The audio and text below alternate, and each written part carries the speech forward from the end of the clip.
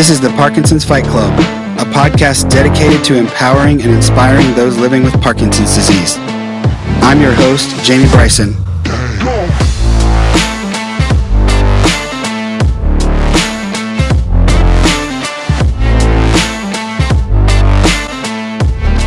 Hey everybody, welcome back to the Parkinson's Fight Club podcast. I'm super excited to introduce my next guest for the show. Her name is Dr. Sara Whittingham. She is an amazing individual who has Parkinson's disease and recently did something that most people probably don't even think is possible. And that is that she completed an Ironman, a full Ironman, 140.6 miles. And not only did she do an Ironman, but she did the Ironman, the one where it all started in Kona, Hawaii. She was there this past October. She was competing with the rest of the women that were there. She finished. She had just an incredible story, incredible journey that I can't wait to share with you guys. But before we do that, I just want to remind you that you can follow me on Instagram at Pedals with Parkinson's, at Pedals with Parkinson's. And if you're on Facebook, look us up. We have a group, the Parkinson's Fight Club. If you just go on Facebook and you search groups, it should pop right up. Ask us to join. Make sure you answer the questions, and hopefully we will see you there soon. So I think you're going to find this interview super inspiring. So without further ado, let's jump right in with Dr. Wittingham.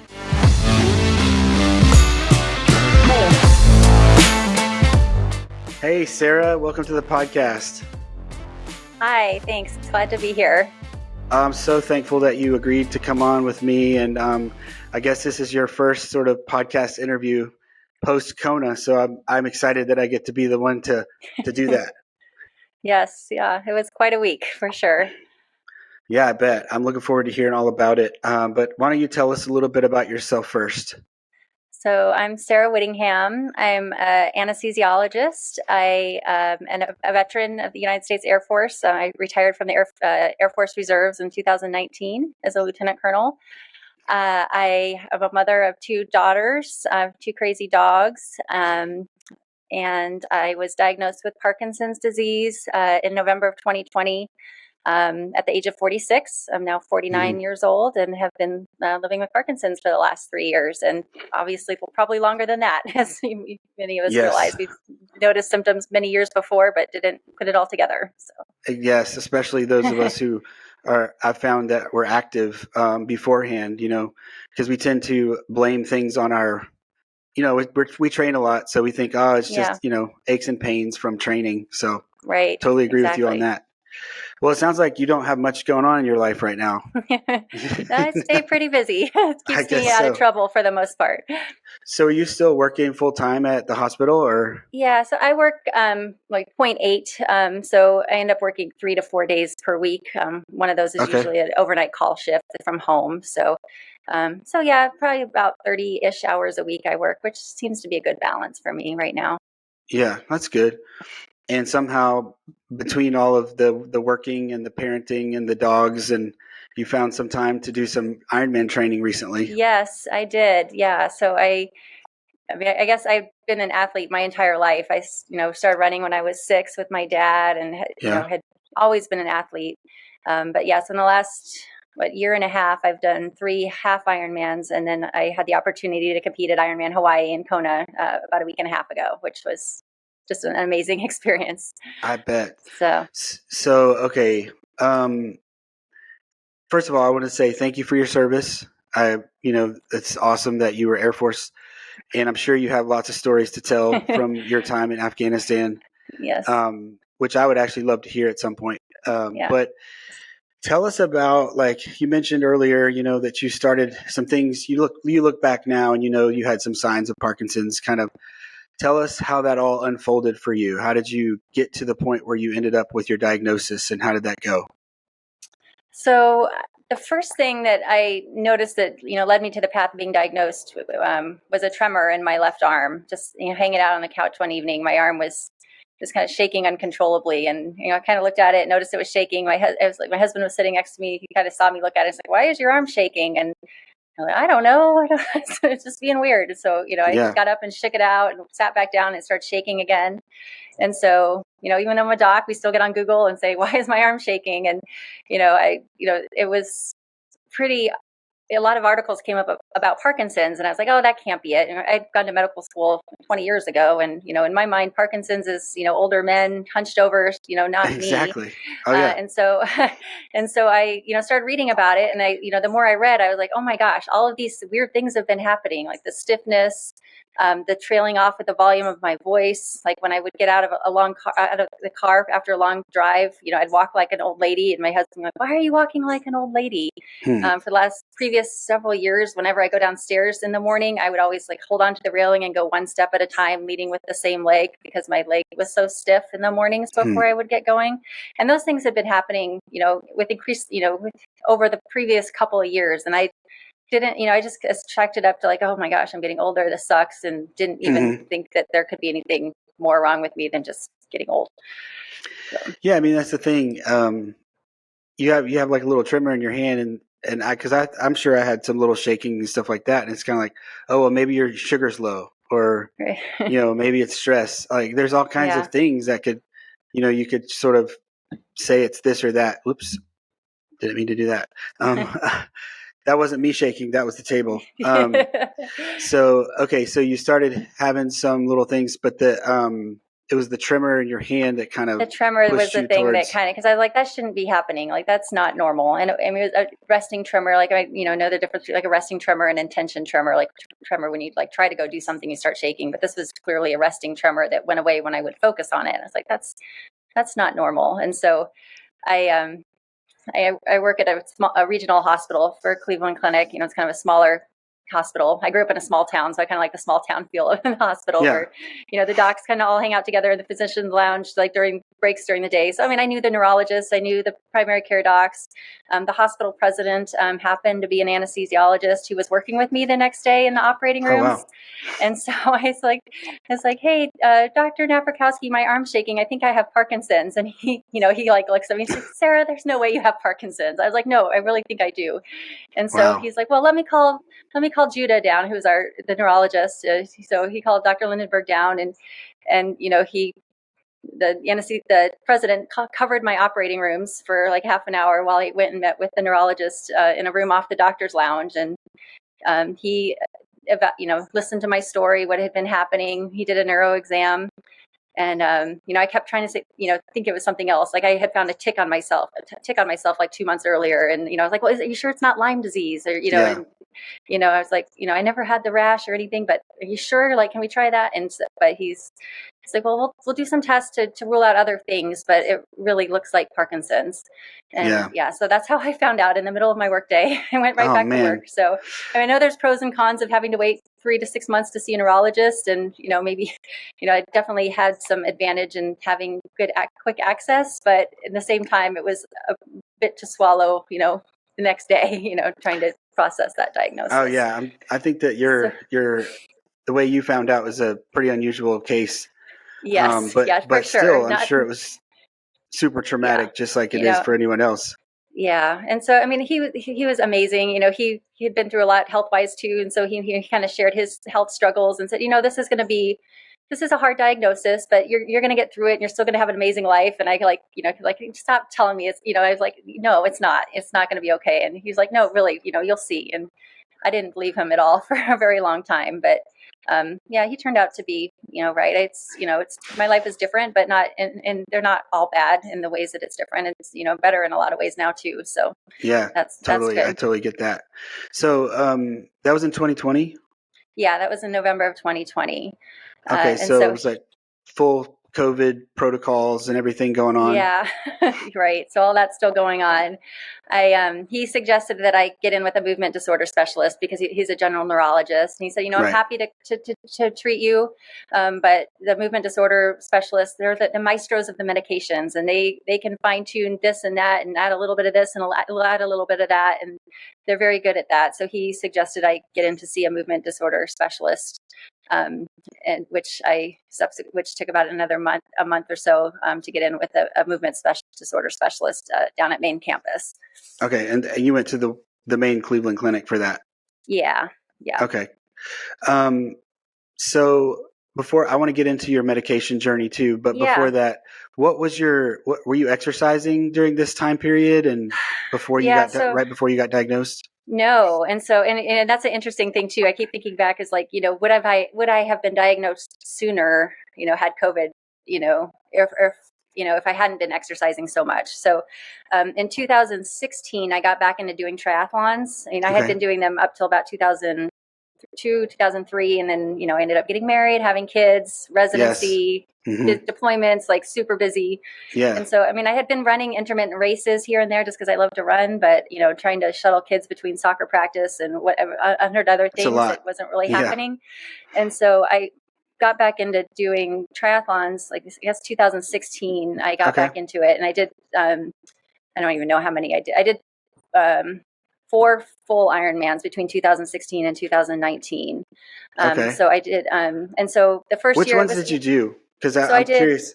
Yeah, so I did Ironman Arizona, and I did that in 2017, 2018, and 2019. So same course, so I can kind of compare my progression.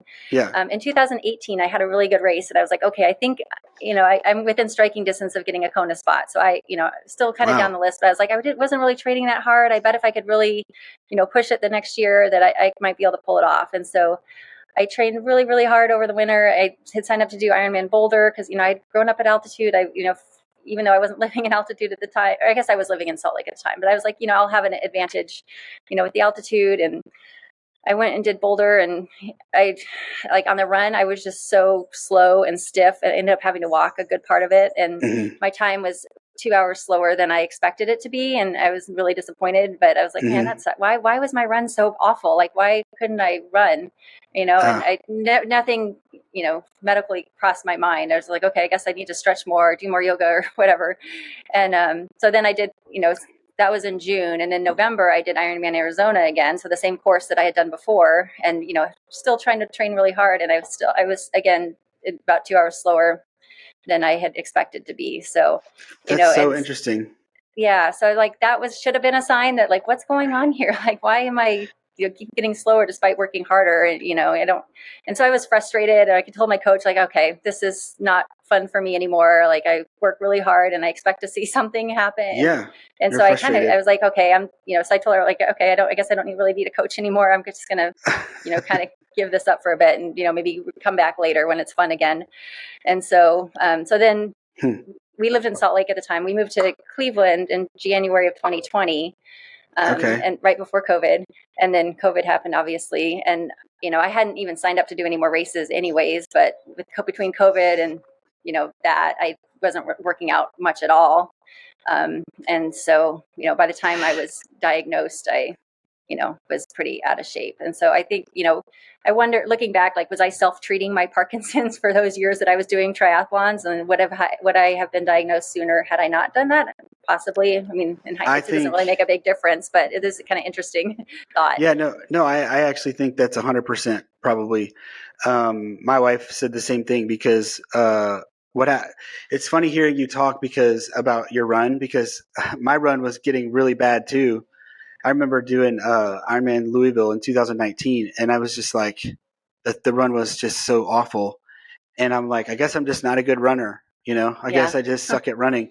But stupid stuff was happening to me. Like, I'd have these weird pains and my foot would go numb and all this different stuff. And I'm like, why is my foot numb? Yeah. And it's just like, you're just like, I don't know, maybe I thought my back was messed up or something. I didn't know what was going on. But I do believe, so when COVID happened, I was supposed to do some races and they all got canceled. And I was going to do an Ironman, and I was supposed to do a half in the fall, and I was going to try to do half in the spring and a full in the fall to 2020. And I couldn't do any of that. So I sort of got lazy. And my wife thinks that that's 100% why Parkinson's came through in 2021 for me, because I was just not as active.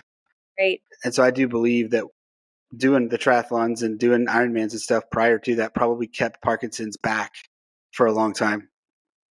So that's really interesting. It sounds like you slowed down because of the frustrations of how you were feeling, and then Right. And COVID made it worse, or yeah, and then there's no races, yeah, because my husband would have still been competing. So I mean, I would have gone to cheer him on, and I might have gotten back into it because I really do love to race, and yeah, I'd always been a pretty good. I mean, running is my strength. I've always been a really good runner, and to not be able to run like a normal person was really frustrating. And to see yes, everybody flying by me, I mean, I yeah, was never going to be an Olympian or anything, but I mean, I was with my age group at most races. And I think my marathon PR was like a 3:04, like back in the day. So, I that's mean, yeah, I was a decently competitive runner. definitely, yeah, And so to be that slow and that stiff and like maybe gain an appreciation why other people don't really love running was a little bit, it was a hard pill to swallow.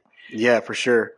And so, so you got diagnosed, and then did you? I know I heard you on your Today Show interview. Kind of like what we all feel, I guess, when that happens. It's like, oh my gosh, I'm going to be crippled now, Yeah. and just like a terrible, you know, you go from feeling like you're, young kids, and all of a sudden, am I going to be walking? So Right. you went through that. Did it ever cross your mind that you would do a triathlon again? No, in fact, yeah, I was thinking that I would never be able to race again or compete again in anything. And I Yeah. did have one primary care doc tell me, I was like, "Are you sure you should be running? You might fall. That's the biggest thing for morbidity and mortality for Parkinson's patients are falls. And so you Yes. probably really should take it easy and not be running." And so, I I had I was, had a doctor tell me the same thing, except it so was a movement disorder specialist who told me oh not my to run. gosh. Yeah, I mean, this Yeah. was an older, like, Yep. primary care doc, probably in his 70s. So, I mean, I didn't know that the exercise was so important at the time Right. either. So, I mean, I Right. can't really, but I mean, that's part of the reason I want to try to get as much press about this as I can, because I think educating physicians about that, is really, really important, for Yes. all, I mean, not just Parkinson's, but so many other, chronic pain conditions, things like that, exercise, moving is good. We were designed to be moving creatures, not to be sitting on the couch all the time. So, Yeah, and you and know, to look at somebody like you, or look at somebody like me, and like, these people they move. That's what they do. You have a history of that, right? So, hmm but for some reason, sometimes the doctors feel like they have to protect us, and they want us to be safe. But like, we don't really need, like, we right. don't need to be safe. We need to be out there, and we need to be doing stuff. So, Yeah. so tell me about how, okay, you got you went and saw the MDS, hmm and then did he put you on medicine right away, or how did that Yeah. work out? Yeah. So he put me on medication right away. He started me on ropinirole, Okay. and I think that was just the only one. Yeah, that was the only one he started me on. Okay. And so I started that. I think he just started me like on the lowest dose. I think it was like 2 milligrams. And I started taking that, and I was still noticing a tremor after a couple weeks. So I sent him my chart message, and we went up again Yes. on the dose. And then I just started having really weird side effects from it. Yes. Like I would feel like my heart was racing or jumping out of my chest. I had tried to start running a little bit again, and every time I started running, it felt like my heart was like pounding like Pounding. 1,000 Mm. times a minute. And Hmm. I checked my blood pressure, and it was like through the roof. I was, he's like, "Well, you should get low. Usually people have low blood pressure." I was like, "Well, no, I've checked it multiple times. Like I checked it manually. Like it's like I think it's over 200 when I'm like trying to Oh, run. Like it was yeah. crazy." I was like, Oh, it was "So scary. Yeah. yeah." So I was like, "I don't think this is a good one for me." So, so then he switched me to the new pro patch from that. Okay. And so that actually, I know some people have had problems with that, but that actually worked really well for me. So I switched to the patch, and we tried various doses of that. You And didn't have any then side effects from that? I did, but not as, probably the biggest, the annoying one as we got higher on the dose was, excessive daytime sleepiness. Like I fell asleep Okay. at a red light on my way home from work one Oh, day. It was, yeah, I was like, "Oh, this is not good." And so yeah, so I, yeah. when we talk about that medication in particular, because I was on that for a little while, I always hmm want to make sure people know that I know a lot of people who, had like the weird side effect of being obsessive about stuff. Oh yes. So I don't know if Yeah, that no, happened to you, but it did to me. yeah, it did. Yeah, no, for sure. And I mostly to my boss at work expense, like I was obsessing about the way he was running our group, and so I wouldn't let it go. Like normally I was like, why can't I just let this go? And I'm like relatively new there because I just started in June of 2020 at this new job. And so he's like, who is this crazy lady? So he probably didn't know my baseline that I'm not normally that crazy. Yeah. But like, I would like completely like, why are you doing this? Why are you doing this? And, and I just wouldn't drop it. Like, normally I would just like, whatever, forget it. It's not worth my energy. But I was very persistent. Yes. So I'm lucky I still have a job because I said many things to him that I probably wouldn't have said otherwise. Thankfully. Yeah. So I'm always a little bit worried about that. Luckily, nothing bad happened to me either, but I know people who have had some pretty bad, lost a lot of money, things like that from gambling and other bad stuff. And my online shopping, my Amazon bill definitely increased. Fortunately, not to a point that it affected my ability to feed my children or anything, but that's definitely online spending went way up. As far my husband, the joke among the family was, "What crazy thing did she order now?" And so I mean, it just I know. I've heard that too. So how long were you on that for then? So I started on the 2 milligram. They worked me up until the 8 milligram, and that's when I was really having problems with the sleepiness. And let's see. Was it keeping your tremor at bay? Okay. Yeah, it helped my tremor a lot, and I liked that it kind of was a constant release of medication. Like I wasn't having the peaks and valleys so much, and so once I had that issue with the sleepiness, I kind of had like a mental meltdown at work. And so I was like, I don't know if I'm safe to be an anesthesiologist if I can't sit down for 5 minutes without falling asleep. That's probably not a good thing. And so I, tearfully called the physician health advocate for Cleveland Clinic, who I'd already kind of had some contact with before when I was first diagnosed. Like, how am I going to know how long I can keep working? Like, when am I going to know it's time to call it quits? And so I was on her radar before, and, I called her tearfully. I was like, I don't know if I can do this anymore. So like, I am so incredibly grateful for this. But she basically said, take a month off work, go see your doctors, readjust your medications, that's awesome. Talk to some people, and then we'll discuss this again in a month and see where you are and kind of develop a plan going forward from there.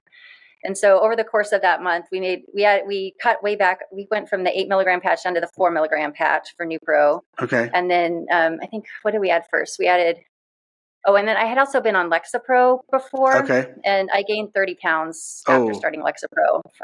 And so we switched the Lexapro to Wellbutrin, which the weight fell right back off, which was awesome. That is good. And because Wellbutrin has some dopamine reuptake inhibitor properties, so it was actually good for Parkinson's and the anxiety and depression. So that was bonus. Yeah. The Wellbutrin, the Lexapro to Wellbutrin change helped me a lot.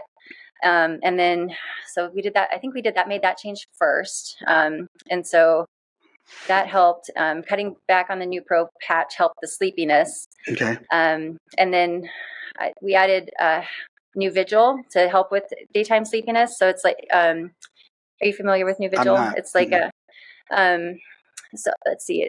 So it's FDA approved for treatment of for like circadian rhythm disruption to help people stay awake when they change time zones. Pilots sometimes use it. It's cleared for shift workers who are alternating their day-night cycles to help stay awake. Got it. It's also cleared for like people with sleep apnea and daytime sleepiness. Okay. So it's kind of, I like it in that it's not like an amphetamine or caffeine where you feel wired. It just helps you stay awake. And it's interesting. Provigil. You still on that? I am. So I started it at 1 milligram or 1 tablet a day and then cut it back to a half because I realized that, I was kind of go when I was on the full, and the half was kind of enough to make me feel my normal self without like, always going. Yeah. So that helped a lot. I know that's not a common Parkinson's medication, but I was like basically taking it to treat the side effect of something else I was taking. Yes. Yeah. But that happens. Yeah. That versus drinking excessive amounts of caffeine, I felt like I don't feel jittery like when I drink a lot of caffeine, and it didn't impact my ability to sleep at the end of the day either. So that was good.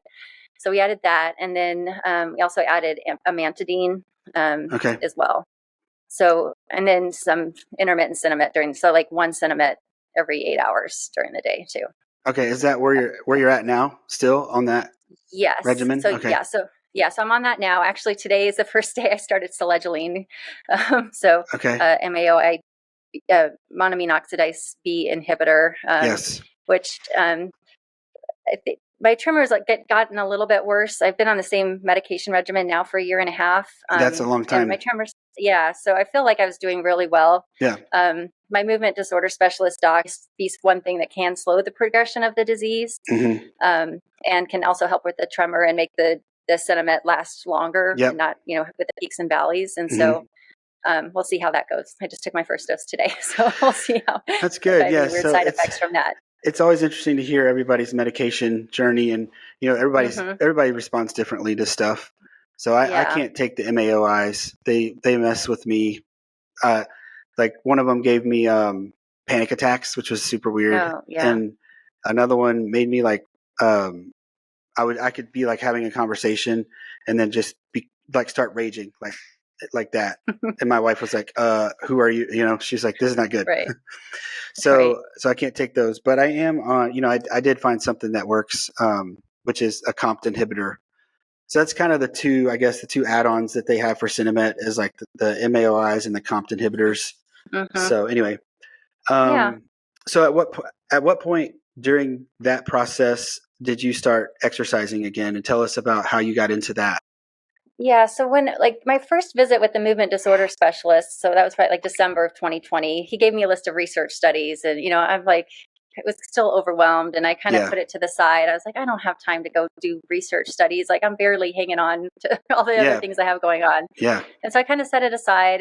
But I looked at it, a couple months later, and I saw that there was one having to do with cycling. And so I looked into it. I was like, that might be interesting. And I started reading about it a little bit. And Jay Alberts, who was the one who did the study, coincidentally, this is kind of a random story, but I don't even know if we're sharing here. But anyways, I had run into him at the grocery store, and he was wearing a race T-shirt from Utah. And my husband and I was like, did you do Loaded Jaw? It's a big bike race between Logan and Jackson. And so we got to talking to him, and it turns out this is the same guy. I don't know, totally random, a big city that. This is how I met him, is running into in the grocery store. Weird. He was, because he was wearing a Utah T-shirt. We stopped, a Utah cycling T-shirt. We stopped to talk to him. And so then, I kind of put it all together. I was like, wait a minute, that's the same guy we ran into in the grocery store. Oh, wow. It was it was the 4th of July of 2020 that we ran into him in the grocery store. Wow. That's not a coincidence, I know. I was like, that's weird. So anyway, so I kind of put it together that this was the same guy, because he had said, I Googled him when we got home, because he said he worked for the Cleveland Clinic. And so I was like, so I Googled him, and this was before I was even diagnosed with Parkinson's. And I had seen that he had, what his background was. And so then I'll put it together later once I looked at the list of research studies. So I contacted his study coordinator and, made an appointment to go meet with them to see if I met the criteria to be in the study. And then they ran it through a computer program as to whether or not I would receive an exercise bike or be part of the control group that did not receive the exercise bike. And I was lucky enough to be in the group that got the exercise bike. And then a fitness monitor, and then regular phone calls from somebody encouraging me to ride it as much as I could. Yeah. And so it's unfortunately, so I'm trying to think, I didn't even get the exercise bike. I don't think until, because of COVID, there was a big backlog of production of exercise equipment. And so I think it was I don't even think I got the bike until April or May of 2021. So it was a good, it was a good year and a half after being diagnosed that I got the bike.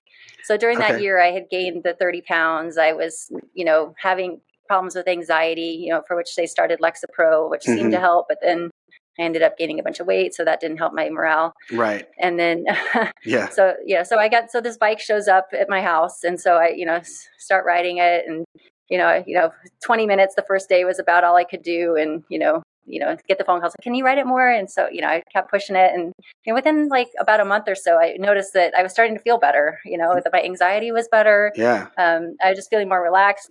My neck had been stiff all the time when I woke up. I had a kink in my neck, and that had gotten better. I wasn't walking around I had a kink in my neck all the time. And so I started riding it more and more. My husband had signed up to do Ironman 70.3 Ohio in July 2022. He signed up to do the race in 2022, and he had signed up a year in advance, as soon as registration opened for the race. So he'd signed up shortly after I did the study, and he was bugging me. He's like, well, why don't you give it a try? I was like, no, there's no way. I can't do that anymore. And so by the time January 2022 rolled around. That's when I had my mental breakdown and took a month off work. Yeah. And I kind of reevaluated my life, and I said, you know what, I'm just going to sign up for the race. And I didn't tell my husband for like a couple months, but I was like secretly training for it. That's funny. And so I started, training harder and harder, and I kept feeling better. And so I was like, wow, I might actually have a decent race at this. And so I, ended up, doing the race, and I, exceeded my expectations. My goal is to was to finish. And then, I was like, I might be able to break 6 hours. And I think I did 5:51, which, wow, that's incredible. I was like, I ran the entire run. I didn't have to walk. I mean, I guess I walked through the aid stations to put ice down my shirt because it was like 90 degrees on the run. But that's yeah, incredible. No, I was really, really happy with my race. Yeah, and so, of sure. course, you get that experience. You're like, yes, let's keep doing this. And so that kind of was what kicked the rest of it off. It's like it's like what David Goggins says. It's like converting that hope into belief. Right. Like you were hoping that you could do this and that you could do well at it, and then you went and did it, and now you believe it, and that's even more powerful in terms of motivation. Yeah, no, that was definitely like, oh wow, like I'm actually, able to compete with people who don't have Parkinson's and have a good race. And isn't that awesome? The medications played a big part in that. Obviously, right. I would, I think of them as my legal performance enhancing drugs because, there's a pretty big difference in how fast I run when I'm medicated versus not medicated. That's totally true. And I think that's one thing I wish a lot of people with Parkinson's would hear, because a lot of times people delay, getting medicine or going on medicine because they're, for whatever reason. And it's like, and then they stop doing the things that they like. They stop running because it doesn't feel good. Kind of like what we were saying earlier. Right. But if you want your life back, I mean, the medicines really do give you that ability. No, I would not have gotten back into it because it would have been torture, to be so stiff all the time, and it just wasn't fun. But be able to feel normal again, the medicines gave me that ability to get back to feeling like, And then, so like now that the medicines have gotten you to where you can do that, now you can exercise, which is the best thing you can do for yourself. Right. Which is awesome. And it's, best physically and emotionally too. Just like, feeling like I have a goal and a purpose, was huge as well. So you did a couple more 70.3s after that. Yeah. Right. And then. I did Ironman, so with that one, I got a roll down spot to the World Championship race in St. George. Oh, and so sweet. I went and did that last October, which was awesome. I love that course. It's beautiful. Came from Utah, and that's the most beautiful course. The biking there is unbelievable. Yeah. And so I did that race, and then I had watched the Ironman broadcast on NBC, which I love. I love all the stories. And Chris Nikic was this big story last year, the first person with Down syndrome to finish an Ironman. Yep. He is just so inspirational. Mm-hmm. And so I was watching it, and I was like, well, I don't have as many challenges as he does, and he did it. And, people may find my story interesting, and I really, really want to do Kona again. And I don't see any way that I'm going to actually qualify on my, on my racing merit. Unless you did like 5 more races or something, right?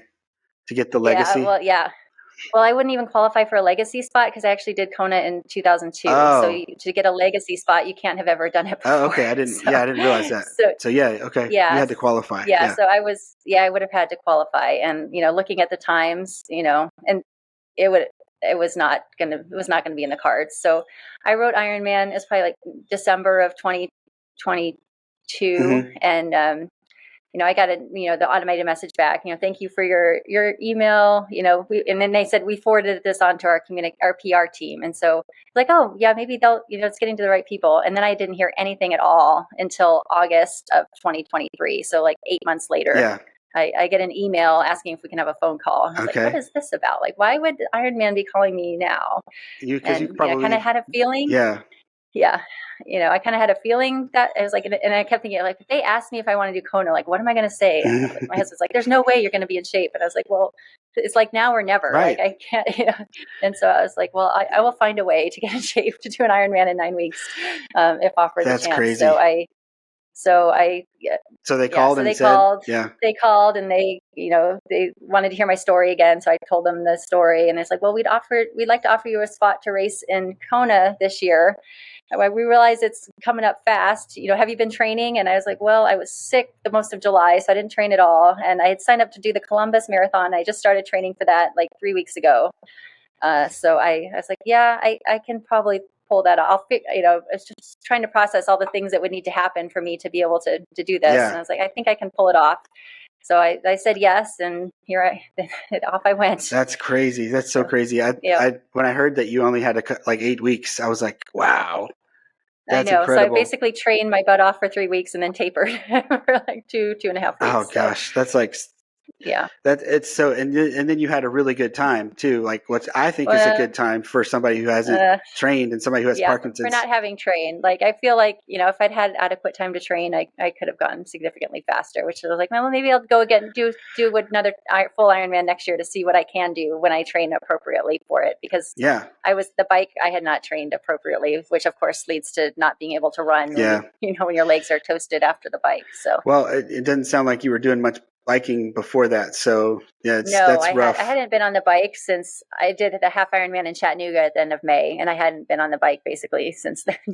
So that's that. Well, it's amazing that you pulled it off. To be honest, like you should be super proud of that. So they called you, and you were like, oh my gosh, and yes, you said yes, and then you trained for it, and then so tell us a little bit about the experience. I know you ended up on the Today Show, and you got a lot of media attention. So tell us about all that. So when I got the spot, I kind of sat down and it's like, okay, this is a great opportunity for me personally, but I think, it's also a big opportunity to raise awareness of, so people, realize, I feel like in our society, these birds are like super loud. That's okay. So I feel like in our society, like mental health illnesses, and people just don't like to talk about things that they're struggling with. And so I feel like I benefited a lot from other people sharing their stories with me. Mm-hmm. And I wanted to be able to do the same for other people because I know how much it helped me. Yes. And so I kind of sat down and said, like, this is a big opportunity for me to raise awareness about Parkinson's, about exercise, about how it's affecting our veterans, and to hopefully inspire other people to realize that, even if you have a difficult diagnosis, whether it's Parkinson's or cancer or anything, that it's still really important to find the things that you love to do and do them, because otherwise kind of what's the point? Absolutely. So I really wanted to kind of share that message. So I contacted Jay Alberts and told him that the exciting news. And of course he was ecstatic. And I, told my movement disorder doc who, he was like, oh, he's very kind of a stoic guy and probably not the most athletic person in the world. Yeah. So I was like, oh, that's nice. I don't think he really thought much of it. And then, the Cleveland Clinic PR team got a hold of it. And I told them, and I contacted them. I said, I'm sharing my story at Ironman.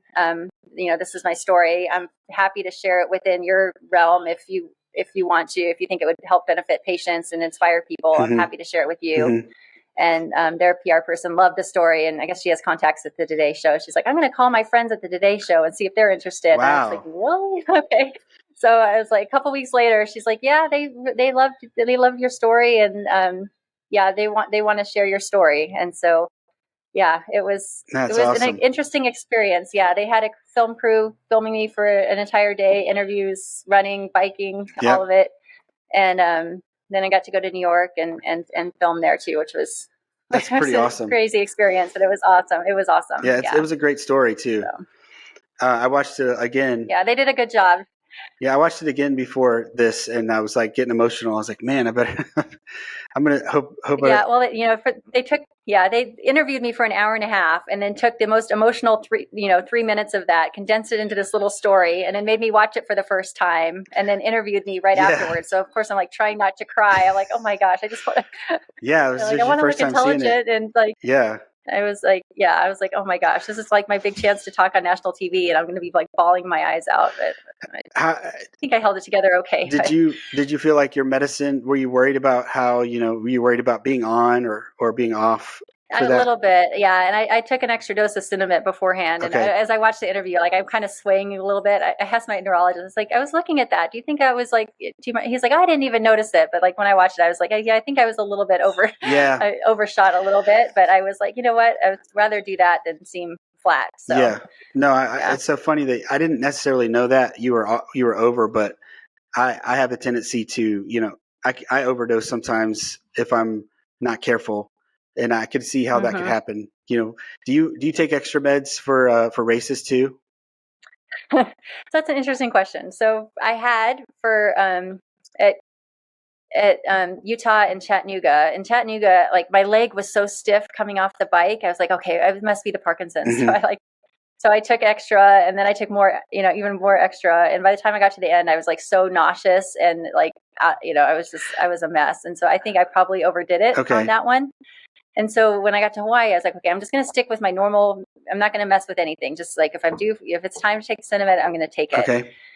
And on that one, I got behind on my Oh. Parkinson's medications and I realized it at about mile 75, and I intended to take one there, but then I ended up, I was so hot. I was focusing on cooling my body temperature, and I was looking at my heart rate, and I forgot to take it at 75. Yeah. And the next aid station was at 85. And so I like halfway in between, I was like, I really, really need my meds, but I'm afraid if I get off my bike, I might not get back on. So I was like, kept persisting till I got to the next aid station. And by the time I got there, I was kind of a mess. Okay. And I stayed there I took a Cinemet, and the people at the aid stations were like, do you need medical? Are you okay? I was like, no, I'm okay. I just need, you give me about 10 or 15 minutes for this medication to start working, Yeah. and I'll be So on my way to. You just felt really stiff?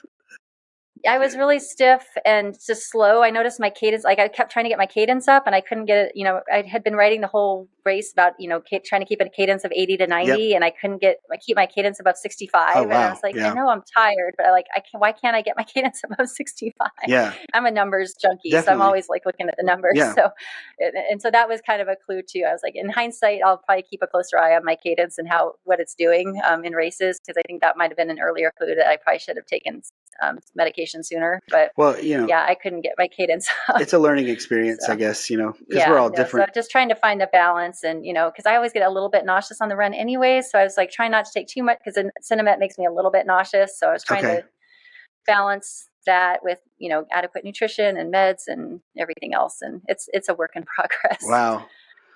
So it took, once you got that Cinemet in your system and you started going again, it was like a lot better, or still not? It slowly got better. So that was about the 85 mile point. So I still probably I was going pretty slow at that point because I was hurting. I probably had close to 2 hours left on the bike by that point. So and that's not an easy I started course. to feel better. No. And yeah. And so I started to feel a little bit better, not so stiff. Mm-hmm. And then when I got off the bike, I've seen some video of me and I knew I felt awful. Like I was, hunched over, like, the stereotypical Parkinson's patient. And I was like, I could, barely walk. So I did take another Cinemet in the bike to run transition again. Okay. Just because I still felt really, really stiff. Mm-hmm. And it was probably, I ended up walking the first 3 miles of the run, and then I was able to run a little bit, but I was still like really stiff. So there's this photo of you, I think that your husband must have posted on your page. And I looked at your face in that photo, and that your face told me that maybe you were low on your meds. Do you know which photo I'm talking about? No, was it running? You were running, and you sort of, yeah, it was probably, yeah. The face that you had just kind of looked like it was like expressionless, I guess. And so sometimes when I see that, I think, Yeah, that would have been right after the transition 10th, because after sense. that he dropped my phone and broke it, and there were no more posts after that. Okay. So you think, does your face, do you get expressionless? Like, is that an effect? Or? I don't notice it so much, but I definitely felt like I was, very low and not feeling well coming out of the tent. I don't notice the expression. Like, maybe I do. I don't. So I guess I would say you smile a lot. Like just in the pictures and stuff that I've seen, and in that particular picture, you were not smiling. And so that's what I was kind of like. That's funny that you say that. Yeah. My husband was like, "You're not smiling. That was your rule, that you're going to smile as much as you could during the race." And I was like, "I'm trying to smile, but I'm just not there." Yeah, that's funny because my husband was yelling. I was like, "You're not smiling." I'm like, "I'm trying." Isn't that so funny that we can spot that kind of stuff just because we know, I'm like, right, I what saw to that look picture and I for. was like, I don't know if she's doing well right now with that picture because Yeah, I was not. Yeah, so I took a summit there, and then I took another one, and probably about halfway. 10 miles into the run again too. So how does that work out in yeah. hours? Do you think? Have you thought about? Do you think it's like effort level or hours for you? Like, what do you think brings about your need for more Yeah, I meds? don't know. I think it's probably more effort level, Okay. because there are days too that I forget to take my Cinnamate in the afternoon, and I don't even notice a big Okay. difference. If I'm not doing a lot, if you're kind of having a kind of a chill day. And so I think, the effort level kind of, because that day I took one after the swim, and then I took one at about 5 hours into the bike. And then I took one 2 hours later, and then another one probably about 3 hours later. So Yeah. that's probably, more than twice that what I would take on a normal day. And I was still not feeling like I probably was still a little bit low. Yeah. I think I usually just do it in the aid stations or not aid stations, Mm-hmm. transitions. Good. And Yeah. then, and that worked for me on the 70.3 anyway. Mm-hmm. But then I'm just curious, have you ever had cramps or anything like that? Like really bad cramps that you never had experienced before since you've got No, I mean, Parkinson's? my not really cramp. My left calf tightens up, but it doesn't really cramp. It just feels really, really tight. Okay. But yeah, fortunately, I haven't had many cramps. Even swimming, I used to get cramps swimming all in my feet when I swam all the time, and I haven't Oh had yeah. that That so much foot cramp. anymore Yeah. either. Those are So annoying. yeah. I just asked because I had a pretty bad cramping episode when I did Leadville, so Oh, basically ended my race. I mean, I just couldn't. that's miserable. Yeah, I couldn't get, and I don't think I was dehydrated, but Yeah. yeah, I'm The not. electrolytes too are a big part of that. I was basically living on Gatorade all day, so I feel like my electrolytes and my sodium were probably in a good spot. Okay, But I was using I switched nutrition since then, and I think I haven't had any cramps since then. Like I did a 100-mile gravel race that took me like 9 hours earlier this year, no, and I used UCAN, oh yeah, and it was perfect.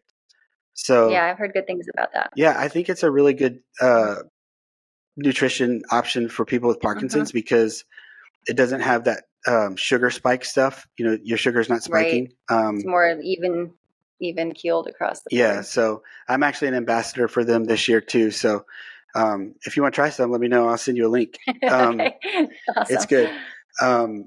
So okay, you got through it. You finished. Tell us about that feeling when you crossed the finish line. Yeah, it was amazing. And so about a mile before, so I ended up walking, like speed walking I met an OB doctor from Oh, cool. Australia at about mile 16. And we started talking, and she was like walking really fast. And I was starting to get really sleepy, like dozing Mm, off. And, I was like, oh, this is not going to go well, because it's like 3 a.m, with the time yes. zone difference, it's now like the middle of the night Right. in Cleveland. Right. And so we just started talking, and we talked for the rest of the race essentially. So that was great. And, she had a good pace going. So that kind of kept me going Right. and kept my mind focused. Hmm. Because I often listen to music when I work out, so my mind doesn't keep my mind alert, and you're not allowed to do Right. that at Ironman. Right. So I was like, oh, how am I going to keep my mind Hmm. like from falling asleep and dozing off and just like continuing to get slower and slower and slower? So she was huge help.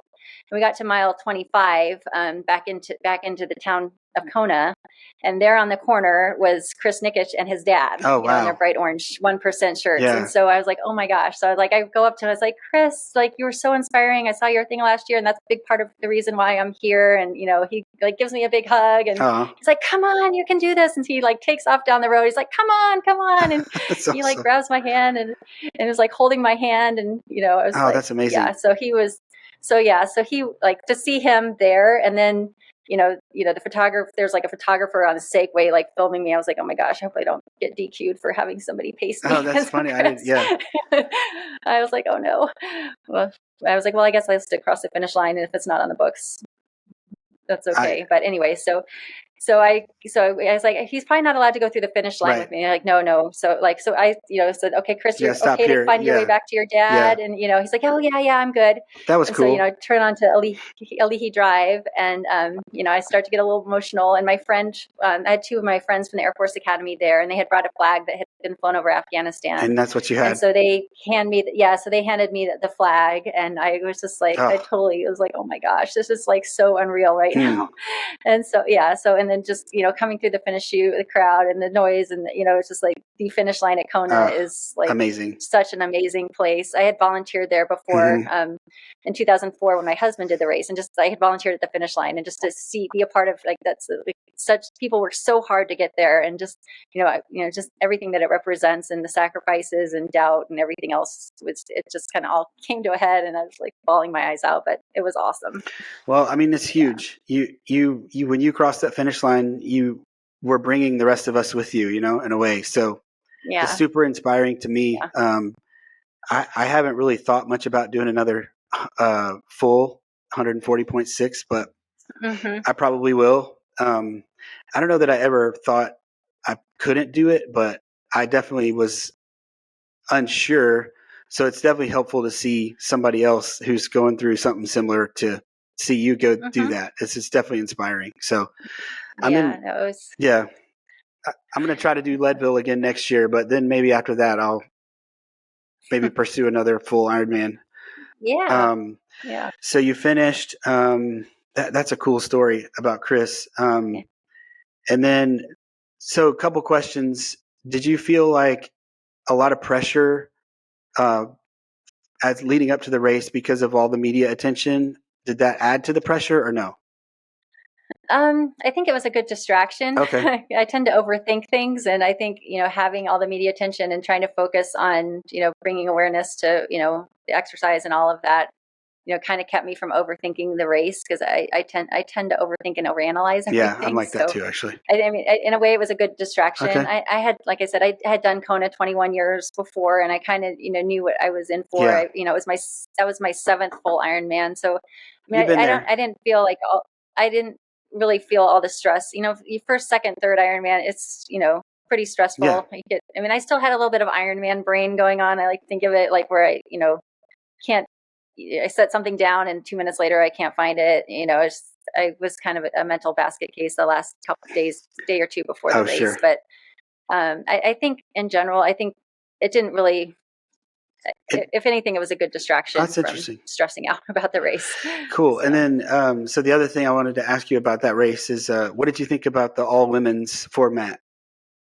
Yeah. So it's interesting. So I went to the Air Force Academy. I've worked my entire career basically in a men's world. Basically, I was in the military. I work now at an orthopedic hospital where there's only one female surgeon out of all the boys club orthopedic docs. Oh, wow. So I'm, I'm like, and so I've always been kind of considered myself kind of like one of the guys, and I don't need anything special. I can keep up with them. I don't need, and so I was probably a little bit cynical going in, like, why are we doing this? Why do we need our own race? But in hindsight, I think it was really important for women's sports to have that stage, to see Lucy Charles Barclay leading the entire race on the bike at the turnaround, being out in front with the lead vehicle, and seeing the determination on her face, and that was her race, but it made us all stronger to see that. And and so many times in sports, women are kind of the afterthought or in the shadows, and some amazing athletes and stories, and everybody I met had an incredible story as to things that they've had to overcome to get there. And so I just felt too that there was a different vibe. Sometimes everybody in Ironman's a little bit stressed, and men and women handle stress a little bit differently. Sure. On the swim, if you get bumped, you may get swum over, but people might kind of push you back kind of hard. And I just felt like people were more encouraging of each other and happy, excited for each other. And maybe that was because was more in the back of the pack for this race than I might normally be. Yeah. So that, I don't know how much of that played into it, people just wanting to get to the finish line versus trying to race for a top spot. That may have been part of it too. But I just felt, it was fun to be in that, in that group. Even like the award ceremony, that was all women, and the main speech was the women's winner, and not, like, oh, and now we have to listen to the women's. It was just a different vibe. And Ironman's always been good. They take pride that they've always offered equal prize money to men and women, even since the 80s, and so they've always done a good job of that. I was a little bit, after a while, I felt like it was they were beating it into the ground too much. I was like, why is this such a big deal? Why do we need to keep talking about this? Like, it is what it is. Let's just focus on the race and the athleticism of the women versus the fact that this is an all women's race and how important that was. In a way, I kind of felt like, by talking about it so much and making such a big deal about it, it was almost overdone, too maybe much in a way. Yeah, a little bit overdone. Okay. So I don't know. I feel like, there's a balance there, and, I'm excited for the opportunities for women, but the fact that it was such a big deal was like, well, why in our society is this such a big deal? Like, why is this still a thing? So yeah, I guess I could kind of understand that. It's almost like if you overdo it, it makes it seem like you're, like trying to make up for something, or I don't know. Which maybe they do feel that way. Like, I don't know. Yeah, I don't know. But I mean, I was happy with the way it turned out, but at the same time, I was like, maybe not quite so much focusing on that, and let's focus on the qualifications of the women who are here and the amazing things that they accomplished, more so than the fact that it's an all women's race. Do you think that they should keep doing it that way? I don't know. I don't like the idea of splitting it across the world. Yeah. And Kona is has so much history and is so meaningful. Yeah. Like, if I were to somehow magically get a spot to go race in Nice, I don't know that I would really want to. It just doesn't have the history and the meaning to me as Kona does. And I think most triathletes feel that way. So, and I know it was a big burden on Kona, and Ironman's trying to grow their brand. I think maybe in an ideal world, if the town of Kona were amenable, maybe like splitting in Kona, maybe not 2 days weekends at the same time, because that was too much. But 2 weekends, or maybe one in the spring and one in the fall, or, a couple months apart, so that it doesn't completely overwhelm their community. Yeah. But, I don't know. I just feel like the race belongs in Kona. Yeah, I understand that. But in trying to find a way to do it that, doesn't, is respectful to their community, and because it is a burden on their community to shut everything down for the race and everything that goes with it. So that's awesome. That's such a great experience for you for all those reasons too. And I think it was cool too, because I think they were able to focus on you a lot more than maybe they would have been able to if it was a mixed race. Yeah. Yeah. And I was not expecting all the cameras the entire day, or the entire week, basically. Yeah. My first day there, I get a phone call like, do you have time to come do an interview? And so, they sent somebody to pick me up, and I went over to the studio, and I, interviewed, and I look over and I can see they're kind of the person interviewing me and the camera person are getting a little emotional. I was like, I've told this story so many times. Yeah. I was like, and they haven't heard it really. And they're like, I think we're going to focus you as one of our primary people. And so I was like, okay. That's awesome. Like, so that means you're going to have motorcycles riding next to you on the bike. Are you okay with that? And I was like, okay. But it was wild to have cameras on me throughout the race, like a drone flying next to me for a little bit on the bike, motorcycles right in my face on the bike. It was a little bit. Did it kind of hype you up a little bit, or? It did probably. I started in the very last age group. And so there were some of the slower people from the previous age groups, ahead of me on the bike that I was passing. And so I kept passing and passing. As a result, I started out probably faster than I should have. And especially if there's a motorcycle coming, I was like, okay, I got to look strong, or I don't want to be in the draft zone. And, so I would, push it to get ahead of, the people that I'm passing from the age groups in front of me. So I probably pushed it harder than I should have early, partly because of that, and partly just because of where I started. That's understandable.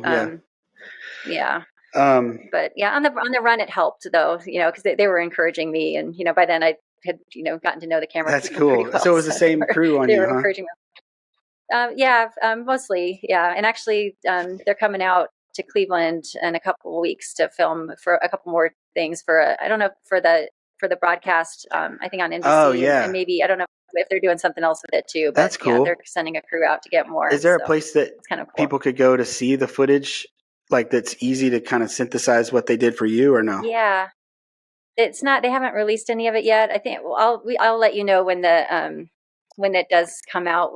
I'm not sure what they're all planning to do with it. I know they have some docu-series that they do too, like an Anything is Possible series that they do in addition to the NBC I've seen those stuff. too. So I have no idea what they're planning to do with any of this. But, well, cool. Well, I definitely let us know when you find out. Yeah. So, for sure. So yeah, congrats on that. That was amazing. Super inspiring. So what's next for you? Yeah. So I want to obviously keep going because what I'm doing is working. Yeah. And, I would like to try to run a marathon. I feel like I'd been training for a marathon, but I didn't get to run it because I was so tired by the time I got there.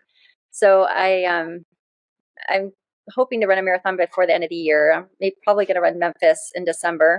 Awesome. And then I'm trying to figure out what I want to do next year as well. So maybe a 70.3 in the spring, and then see how that goes, and then either a full or a half again in the fall. Do you have any specific races in mind? Not really. I'm looking.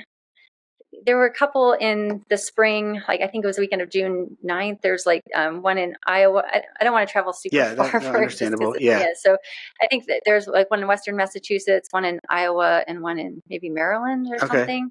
So maybe somewhere one of those near three. you, And then in the fall, I don't know. I haven't really figured that one out yet, but there's a few. I've been looking, still trying to be determined. Cool. Well, I'll definitely want to be interested to hear what you decide, and so we can, cheer for you when you go do that stuff. Yeah. Well, I think I would want to go ahead and wrap it up. So I don't want to take any more of your time because I know you're really busy with the family and everything else you got going on. But I really do appreciate you coming on. And is there anything else that you would want to say to the audience in terms of encouragement or whatever? What is something that you would tell all of the people with Parkinson's that might be listening or watching?